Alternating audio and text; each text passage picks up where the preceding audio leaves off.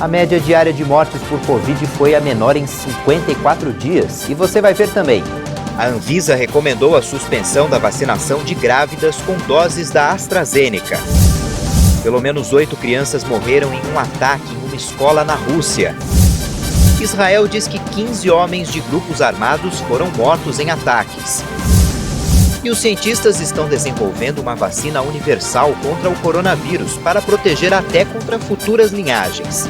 Você vai ver a partir de agora no Jornal Toda Hora, edição da tarde. Olá, boa tarde.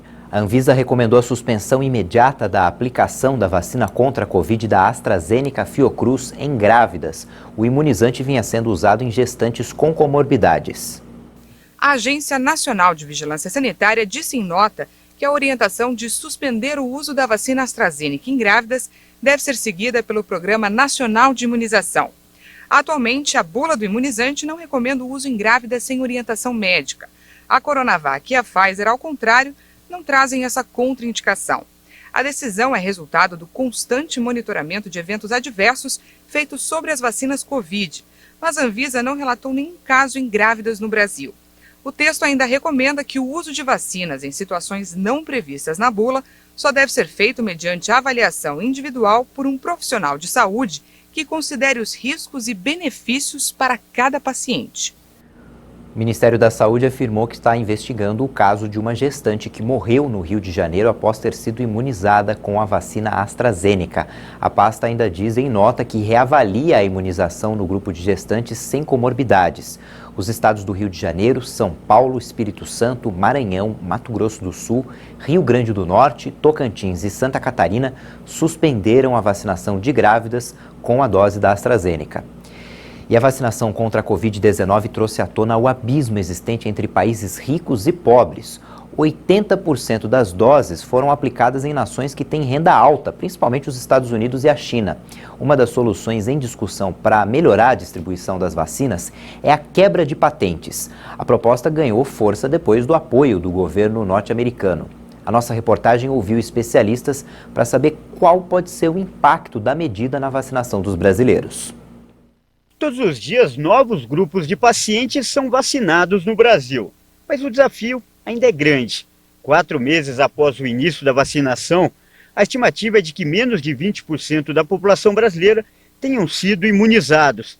E se forem consideradas as 2 doses, o índice fica abaixo dos 10%. Mas esse não é um problema só dos brasileiros. Os países considerados pobres ou emergentes têm enfrentado mais dificuldades para realizar a imunização. De acordo com dados da Organização Mundial da Saúde, 80% das doses foram aplicadas em países de renda elevada.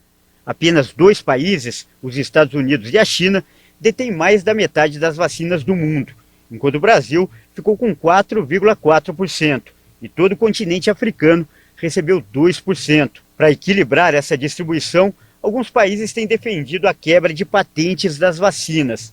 A patente é um direito de exclusividade que o fabricante tem de produzir e vender o medicamento.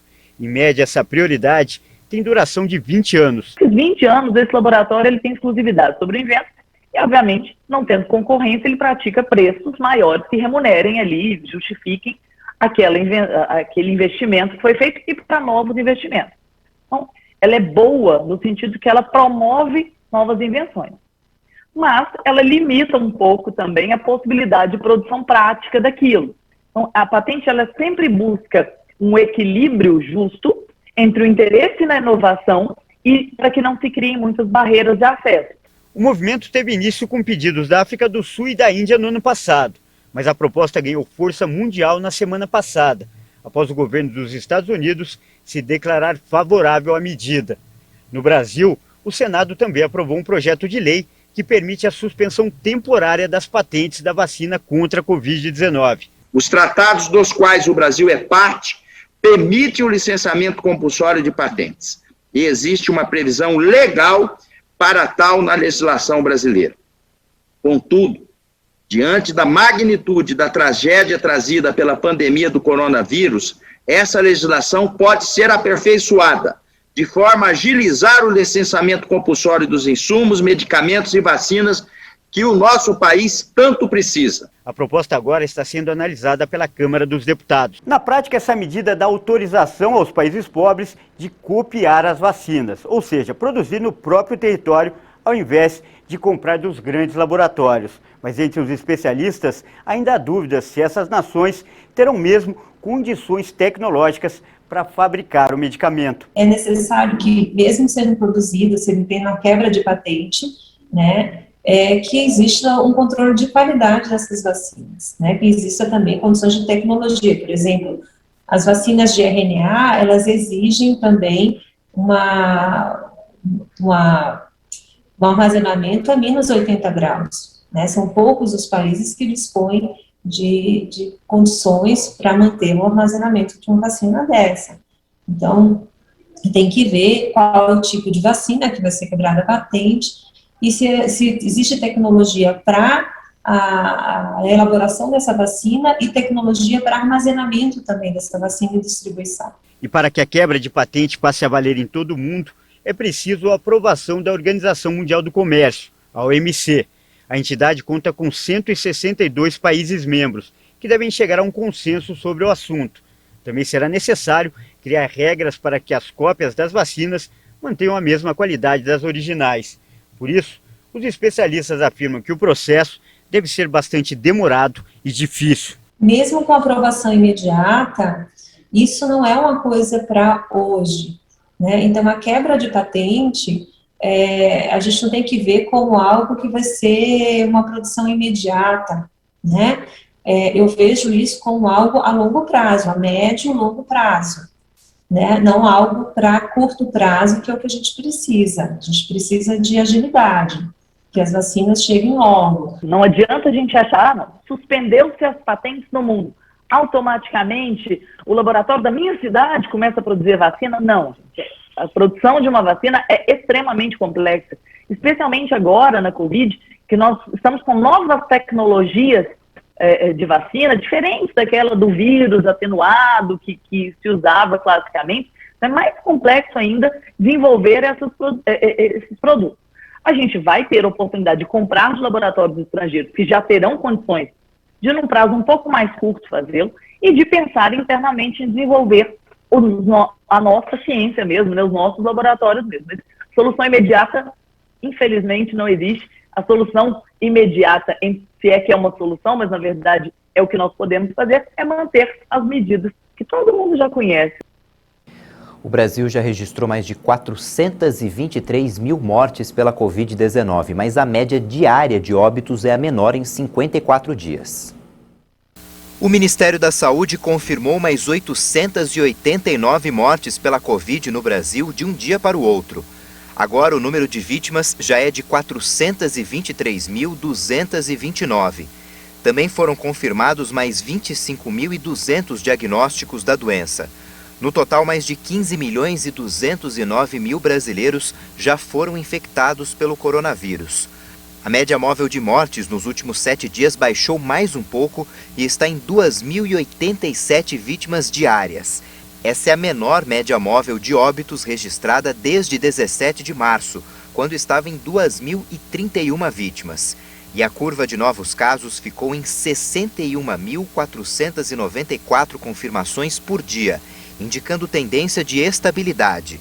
No mapa da evolução da doença pelo país, podemos ver que somente um estado registrou alta nas mortes, Roraima. Dessa vez, 10 estados estão em estabilidade: Ceará, Maranhão, Minas Gerais, Paraíba, Paraná, Piauí, Rio de Janeiro, Rio Grande do Sul, São Paulo e Sergipe. Já em queda, aparecem 16 unidades da federação: Acre, Alagoas, Amapá, Amazonas, Bahia, Distrito Federal, Espírito Santo, Goiás, Mato Grosso do Sul, Pará, Pernambuco, Rio Grande do Norte, Rondônia, Santa Catarina e Tocantins.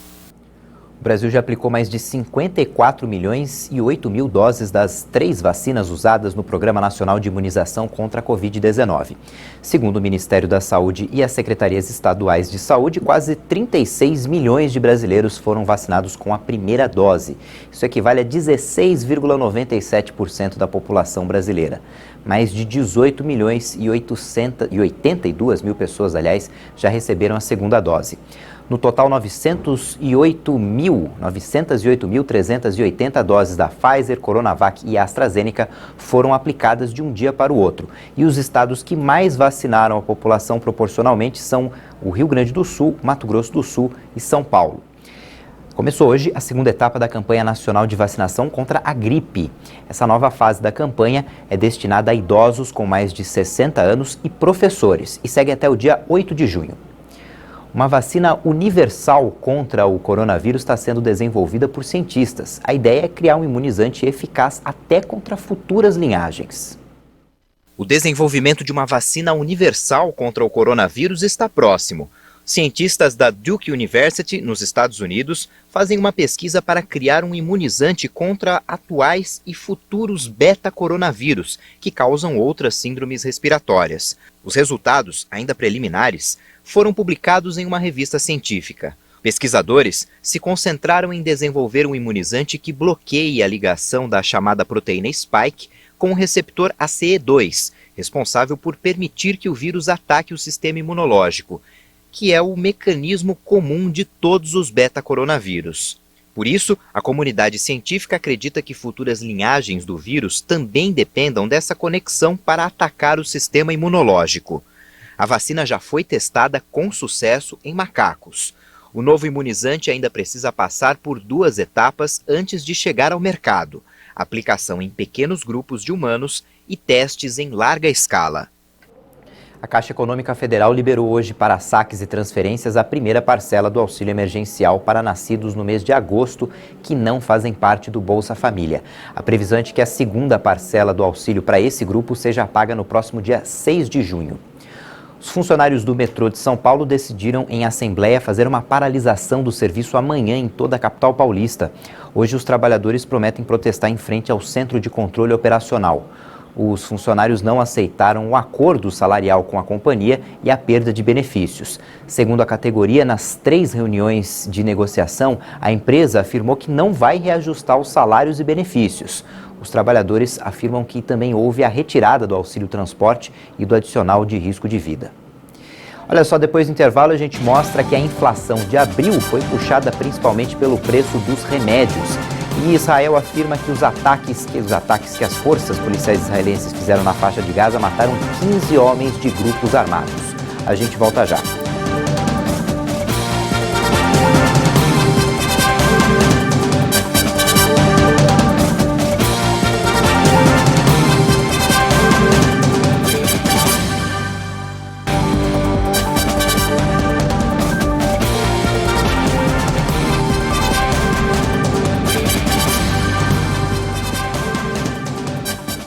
O diretor-presidente da Agência Nacional de Vigilância Sanitária, Antônio Barra Torres, falou sobre as vacinas que apresentaram problemas relatados pela Anvisa.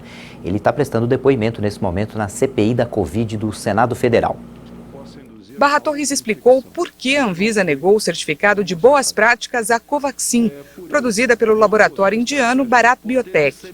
Na avaliação da agência reguladora, a vacina indiana não apresentou as condições de segurança exigidas. Não conformidades identificadas representavam risco significativo à fabricação e à garantia de qualidade, implicando em risco sanitário aos usuários. No caso do uso emergencial, sempre se avalia o risco-benefício. E quando esse risco-benefício é favorável, o uso emergencial é autorizado com uma série de condicionantes, inclusive de uma monitorização intensa. Torres ainda disse que a Índia deve responder rápido sobre as questões relatadas. Ele acredita que os problemas vão ser resolvidos e então poderá ser feita uma nova avaliação sobre o imunizante.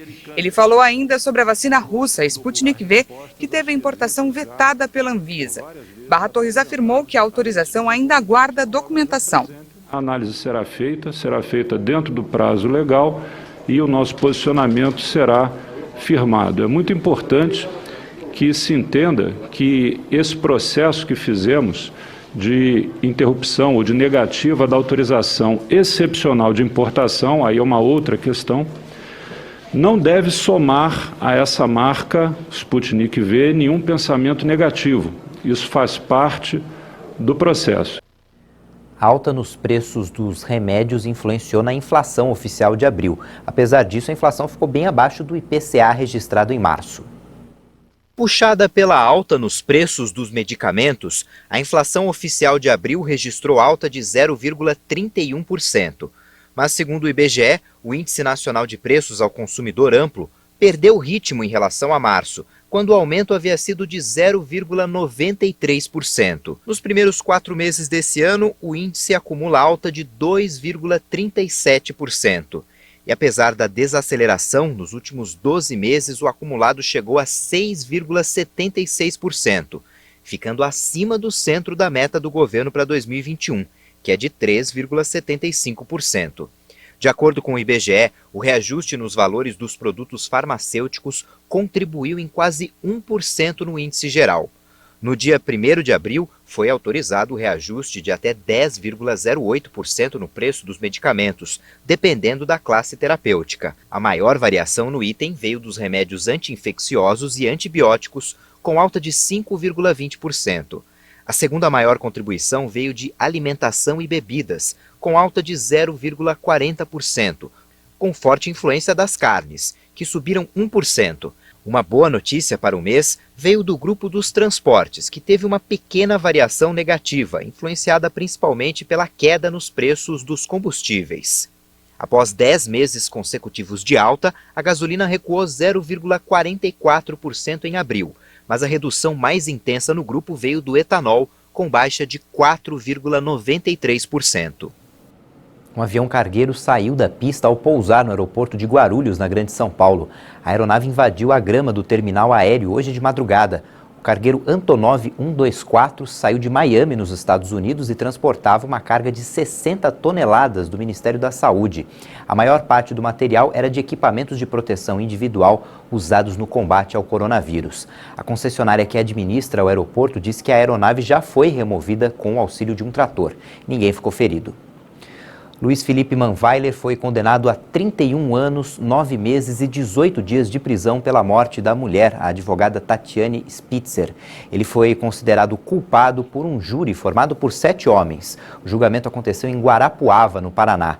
O juiz considerou como qualificadores do assassinato por feminicídio, meio cruel, motivo fútil, além de fraude processual. E o réu também foi condenado a indenizar os familiares de Tatiane em R$100 mil por danos morais. O caso aconteceu em julho de 2018, quando câmeras de segurança registraram os momentos em que ele agrediu a esposa dentro do elevador do prédio onde morava e pouco depois ela caiu do 4º andar. Manweiler, que já estava preso, pode recorrer da decisão, mas não em liberdade. Pelo menos 8 crianças morreram hoje em um tiroteio em uma escola na cidade russa de Kazan. Um suspeito teria sido morto no local e outro foi detido. As agências de notícias Interfax e RIA Novosti informaram que um dos atiradores foi morto aparentemente em uma ação das forças de segurança e o outro foi detido. De acordo com os serviços de emergência, pelo menos um professor e vários estudantes morreram no ataque. A agência TASS informou que 10 pessoas ficaram feridas e 4 foram hospitalizadas. As autoridades afirmaram que o suspeito detido é um morador local de 19 anos de idade. O Comitê de Investigação da República do Tartaristão abriu um processo criminal sobre o ataque que deixou vários mortos, incluindo crianças. Dentro da legislação criminal que estabelece a responsabilidade pelo assassinato de 2 ou mais pessoas, de forma que coloque o público em risco. Uma testemunha afirmou que houve uma explosão dentro da escola e era possível ver muita fumaça. Uma professora também disse ter escutado uma explosão e em seguida teve início o tiroteio. O centro de ensino foi isolado por policiais e bombeiros. Por precaução, as medidas de segurança foram reforçadas em escolas da região. O presidente dos Estados Unidos, Joe Biden, acusou um grupo de hackers que opera na Rússia de promover o ataque cibernético que forçou o fechamento de uma das maiores redes de oleodutos do país. O democrata observou que até o momento não há evidências de que o governo russo de Vladimir Putin esteja envolvido no ataque relatado em 7 de maio, mas disse que há indícios de que o programa malicioso usado estava em território russo. Temos esforços em andamento com o FBI e o Departamento de Justiça para interromper e processar o software mal intencionado. Minha administração vai promover um esforço global em torno de ataques cibernéticos feitos por criminosos transnacionais que muitas vezes usam redes globais de lavagem de dinheiro para realizá-los. O FBI identificou o grupo DarkSide como quem produziu o ransomware usado no ataque, ou seja, um programa que realiza uma espécie de sequestro. Se aproveita de falhas de segurança para criptografar sistemas digitais e exigir pagamento em troca de desbloqueá-los. A Colonial Pipeline, maior operadora de dutos de produtos refinados dos Estados Unidos, que transporta quase 45% dos combustíveis consumidos na costa leste do país, informou que começou a reabrir o serviço em etapas. Recentemente, a empresa informou que todas as operadoras de oleoduto foram temporariamente interrompidas e alguns sistemas de TI foram afetados. A FDA, que é a Agência de Medicamentos dos Estados Unidos, autorizou o uso da vacina contra o coronavírus da Pfizer-BioNTech para adolescentes de 12 a 15 anos. A chefe interina do órgão, que você está vendo aí na imagem, informou que esse é um passo importante na luta contra a pandemia. A doença é geralmente mais leve em crianças, mas elas podem passá-la para adultos mais velhos e vulneráveis. As vacinas contra a Covid-19 da Moderna e da Johnson & Johnson também receberam autorizações de uso emergencial da agência americana, mas apenas para quem tem mais de 18 anos. O exército israelense afirmou que matou 15 integrantes de grupos armados palestinos na faixa de Gaza em resposta ao lançamento de foguetes. As informações foram anunciadas pelo porta-voz das forças israelenses, que garantiu que o Estado hebreu está pronto para uma escalada e na fase inicial da resposta contra alvos militares em Gaza. Autoridades do enclave palestino declararam um balanço de 22 mortos, entre eles 9 crianças. Estamos em uma luta em diferentes frontes, Jerusalém, Gaza e em outros lugares do país. Esta noite, no dia de Jerusalém, as organizações terroristas de Gaza cruzaram o limite e nos atacaram com mísseis nos arredores de Jerusalém. O balanço do exército israelense afirma que 200 foguetes foram lançados contra Israel recentemente. 90% deles foram interceptados pelo sistema antimísseis. Os novos ataques e disparos de foguetes aconteceram em um momento de violência em Jerusalém Oriental, setor palestino da cidade sagrada, ocupada e anexada por Israel. 520 palestinos ficaram feridos em ações policiais de repressão a protestos na esplanada das mesquitas. O governo federal vai vacinar os membros da delegação brasileira que vão ao Japão nas Olimpíadas e Paralimpíadas de Tóquio. A decisão é do Ministério da Saúde em conjunto com o Ministério da Defesa e o Comitê Olímpico do Brasil. Cerca de 1.500 pessoas, entre atletas, membros de comissão técnica e jornalistas envolvidos na cobertura, entrarão no grupo prioritário do Plano Nacional de Imunização. As vacinas vão ser cedidas pelo COI e não vão sair das doses obtidas pelo governo federal para imunizar a população. E para cada dose cedida para imunizar a delegação brasileira, o COI vai doar outras 2 ao SUS. Os carros elétricos são apontados muitas vezes como uma solução para reduzir a emissão de poluentes. O problema é o preço, mas um estudo aponta que a montagem desses veículos vai ser mais barata do que a dos tradicionais em 2027. Um estudo da Bloomberg New Energy Finance confirmou que os carros e utilitários elétricos são mesmo o futuro. Eles vão custar menos para construir do que veículos com motor de combustão até 2027, dependendo da categoria. E mais, podem representar 100% das vendas de veículos novos na União Europeia em 2035.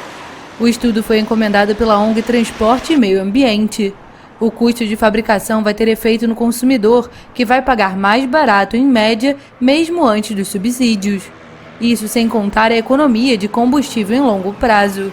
O preço antes dos impostos de um sedã elétrico será, portanto, igualado em 2026 ao de um com um motor a combustão em cerca de 20 mil euros. Em 2020, o valor para a versão elétrica era de quase o dobro. A redução dos custos de fabricação é explicada pela queda no preço das baterias, bem como pelo desenvolvimento de linhas de produção dedicadas exclusivamente aos veículos elétricos. Essa edição fica por aqui, você confere outras informações já com a Juliana Dariva e no YouTube você pode rever as nossas reportagens. Tchau, boa tarde.